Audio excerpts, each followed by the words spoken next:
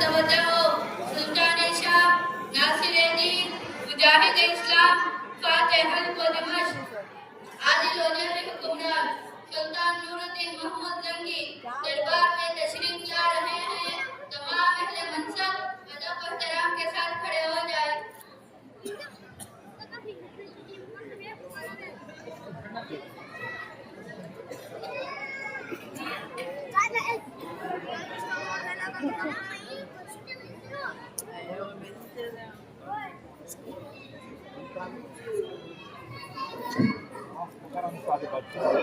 وزیروں، آج کا دربار عام دربار نہیں۔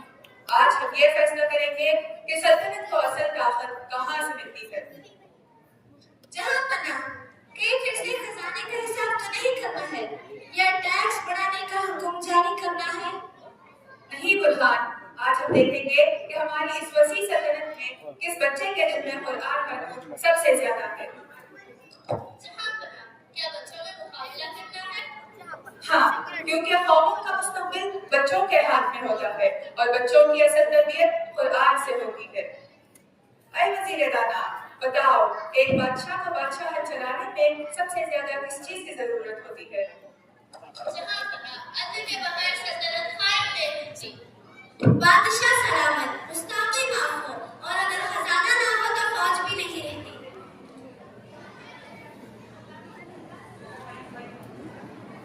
بادشاہ سلامت، طاقت تلوار سے نہیں قرآن کی تربیت سے ہوتی ہے اور یہی اصل بنیاد ہے۔ جہاں پناہ اگر قرآن سے رشتہ مضبوط ہو جائے تو رعایا خود بخود مضبوط ہو جاتی ہے اور سلطنت کو کسی اور سہارے کی ضرورت ہی نہیں رہتی۔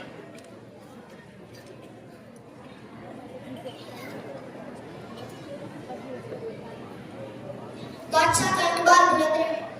بادشاہ سلامت، میں لڑنے میں ماہر ہوں، میں سرحدوں کی حفاظت کر سکتا ہوں۔ دشمن آئے تو تلوار میرے ہاتھ میں ہوگی، میں جان دے کر سلطنت بچا سکتا ہوں۔ بادشاہ کا اقبال بلند رہے۔ نظام ہوگی تو سلطنت چلے گی، خزانہ خالی ہو تو فوج میں بھوکی رہ جاتی ہے۔ میں حساب جانتا ہوں، میں بگاڑ روک سکتا ہوں۔ بادشاہ کا اقبال بلند رہے۔ بادشاہ سلامت، طاقت اور عقل قرآن کے بغیر اندھی ہے۔ طاقت ظلم بن جاتی ہے اگر دل میں خوف خدا نہ ہو۔ عقل فریب بن جاتی ہے اگر قرآن راہ نہ دکھائے۔ میں نے قرآن حفظ کیا ہے۔ میں چاہتا ہوں کہ اللہ بھی راضی ہو اور آپ بھی۔ فوج سرحد بچاتی ہے مگر دل نہیں، خزانہ سلطنت چلاتا ہے مگر سیدھی راہ نہیں دکھاتا۔ قرآن دلوں کو بدلتا ہے اور جب دل بدل جائے تو سلطنت خود سنبھل جاتی ہے۔ جہاں پناہ یہ بچہ تو علم قانون کا مجموعہ ہے۔ اسی لیے میں نے اپنی سلطنت میں حفاظ خراب کے لیے خاص وظیفے مقرر کیے ہیں۔ جانتے ہو کیوں؟ جہاں پناہ کیوں؟ ایک رات میں نے خواب دیکھا، دو لوگ روزہ رسول صلی اللہ علیہ وسلم کے پاس سرنگ کھود رہے تھے۔ میں گھبرا گیا، فوراً مدینہ پہنچا۔ میں نے سب لوگوں کو جمع کیا، قرآن کی آیات پڑھوائی۔ جن کا دل قرآن سے خالی تھا وہ گھبرا گئے۔ تب میں جانا قرآن مجرم کو بے نقاب اور مومن کو مضبوط بناتا ہے۔ سن لو، اللہ تعالیٰ حافظ قرآن کو دنیا میں عزت اور آخرت میں تاج عطا فرمائے گا، اور جو والدین اپنے بچوں کو قرآن کا حافظ بناتے ہیں قیامت کے دن ان کے سروں پر نور کا تاج رکھا جائے گا جس کی روشنی سورج سے زیادہ ہوگی۔ اب آخری سوال، سلطنت کا اصل تاج کس کو ملنا چاہیے؟ بادشاہ سلامت، مجھے ملنا چاہیے کیونکہ میں لڑ سکتا ہوں۔ بادشاہ سلامت، مجھے ملنا چاہیے کیونکہ میں حساب کر سکتا ہوں۔ بادشاہ سلامت، اسے ملنا چاہیے جو قرآن پر چلے، لوگوں کو سیدھی راہ دکھائے اور سب کے کام آئے، چاہے وہ بادشاہ ہو یا غلام۔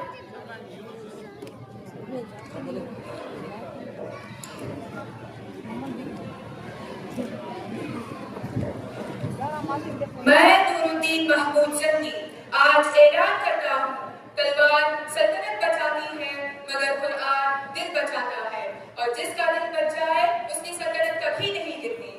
آج میں اپنا تاج اس ننھے حافظ قرآن کے سر پر رکھتا ہوں۔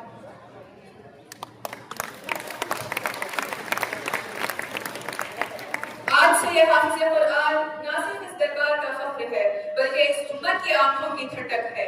یہ تاج نہ تلوار کے زور سے ملا ہے نہ خزانے کی چمک سے، یہ تاج ملا ہے قرآن کے نور سے، سجدوں کی محنت سے اور اللہ کی رضا سے۔ یاد رکھو، جس قوم کے بچے قرآن سے جڑ جاتے ہیں اس قوم کو کوئی دشمن شکست نہیں دے سکتا، اور جن گھروں میں حافظ قرآن ہوتا ہے ان گھروں کو آسمانوں میں پہچانا جاتا ہے۔ جہاں پڑھا آج ہمیں معلوم ہو گیا اصلی بادشاہ وہ نہیں جس کے سر پر تاج ہوتا ہے بلکہ اصلی بادشاہ وہ ہے جس کے سینے میں قرآن ہوتا ہے۔ سن لو اے اہل درباریوں اور اہل زمانہ، سلطنتیں تلوار سے نہیں قرآن سے بنتی ہے، اور جو قرآن کو تھام لے اللہ اس کا ہاتھ کبھی نہیں چھوڑتا۔